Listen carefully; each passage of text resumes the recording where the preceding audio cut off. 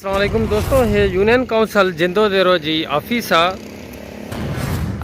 अक्टूबर जो महीनो अंगारे जो ॾींहुं आहे। टाइम जेको आहे सो 12 बजा थियनि था।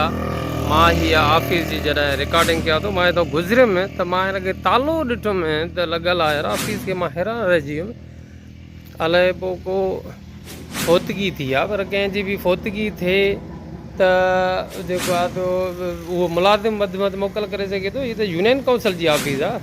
ॿियो दर खे माना ॾिसो, हीअ जारो लॻो पियो आहे, लॻे ईअं थो त हीअ ऑफिस बंदि ई हूंदी आहे।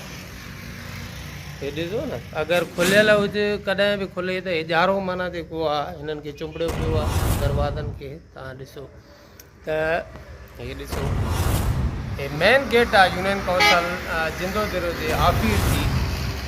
लखें रुपया महीने जी बजट आहे। माना हालत ॾिसो, हे जेके चेयरमैन अहिड़ा जेको आहे हिननि असांजे सियासी बंगलनि जेको आहे अहिड़े क़िस्म जे माण्हुनि खे चेयरमैनशिप ॾिनी आहे जिन खे न क़ौम सां को लॻाव आहे, न आवाम सां, न हल्के सां, न ऑफिस सां, न कंहिं ॿियनि सां।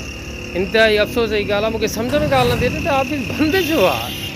मूंखे हैरानी वधी त मां यार छा अचर आहे, छंछर आहे, को अॼु को भुटे साहिब जी वरसी आहे, मोहतरमा जी वरसी आहे, डिसंबर बि न आहे कहिड़ो ॾींहुं थी सघे थो। माना का ॿिए नंबर ते को बोर्ड बि न आहे लॻल। हाणे हे जेको आहे ॼण पीपल्स पार्टी जी ऑफिस तव्हांखे लॻंदी। तव्हां ॾिसो, हे जेको आहे तव्हांखे यूनियन काउंसिल जी हिननि जो को गवर्नमेंट जो को पुछा आहे। एडल जी साहिबु जेको आहे तव्हांजो ममताज़ जुणेजो साहिबु जेको आहे, मां हुनखे रिक्वेस्ट कंदुमि त घटि में घटि हिननि खे कुझु सख़्ती त कयो यार, को नोटिस त नोटिफाई त कयो, बोर्ड त हणनि। केरु माण्हू सम्झंदो हीअ मेन रोड आहे, सखर लाड़काणे जे मेन रोड ते हीअ ऑफिस आहे, त हे घटि में घटि बोर्ड हणनि। सरकारी ऑफिस आहे, को कंहिंजी पार्टी जी या कंहिं प्रॉपर्टी न आहे, न का ज़ाती कंहिंजी जागीर आहे। भली ठीकु आहे, पीपल्स पार्टी जी हुकूमत आहे, पोइ हिन जो मतिलबु इहो थोरी को सरकारी जेके प्रॉपर्टियूं आहिनि उहे बि को पीपल्स पार्टीअ जी मिल्कियत थी वई। सरकारी प्रॉपर्टी अवाम जी मिल्कियत आहे। हीअ जेको आहे त यूनियन काउंसिल जी ऑफिस आहे। तव्हांखे मां ॾेखारियां त हीअ बोर्ड बि अंदरि जेको आहे उहो लॻो पियो आहे। जेको आहे सेक्रेटरी यूनियन काउंसिल जिंदोदेरो जो बोर्ड आहे। अंदरि तालो जेको आहे उहो कड़े में टुंबियो पियो आहे। अंदरि माना जेके आहिनि उहा जो नज़ारो आहे, हीअ मेन गेट आहे यूनियन काउंसिल जिंदोदेरो जो ऑफिस जी। हाणे सम्झ में ॻाल्हि नथी अचे त हीअ ऑफिस खे जेको आहे कई ॾींहंनि खां नथी खुले। हुनजी जेका शायदि उहो हिन दरवाज़े ते गेट ते मुसलसल जेको ॼारो आहे उहो गवाही ॾिए थो त हिनखे खुले ई कोन थी। त असां जेको मुक़्तदर हल्कनि खे इहा अपील कंदासीं त हिन चेयरमैन सेक्रेटरी ऐं जेको यूसी अमलो आहे उन ते को एक्शन कयो वञे। को मसइलो आहे, मसाइल आहे त सरकारी ऑफिस मुकमल तौर ते सरकारी मोकल खां सवाइ बंदि त नथी थी सघे।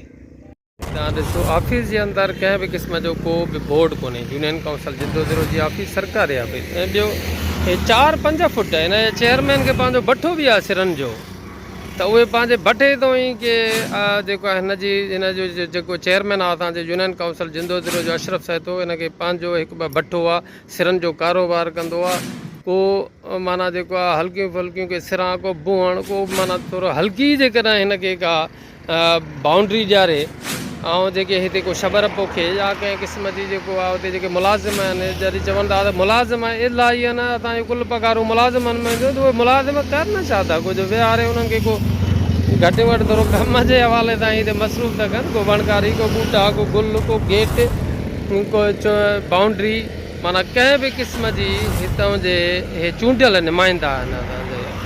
हाणे चूंडियल नुमाइंदनि जो इहो जेकॾहिं हाल ऐं असरु हूंदो त पोइ बाक़ी जेके आहिनि अलाह याफ़िज़ आहे असांजे इदारनि जो।